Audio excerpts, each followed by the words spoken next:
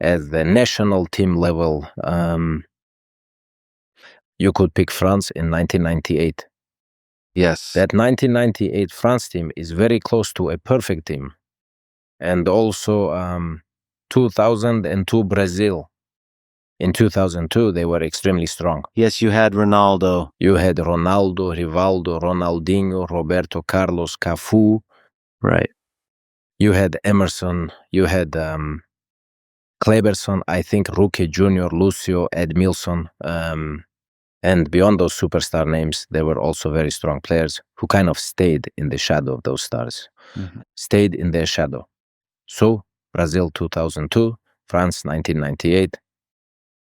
And then there was, then later Spain from Euro 2008, the 2010 World Cup, and Euro 2012. At period 2, Spain, the Spanish national team was close to perfect.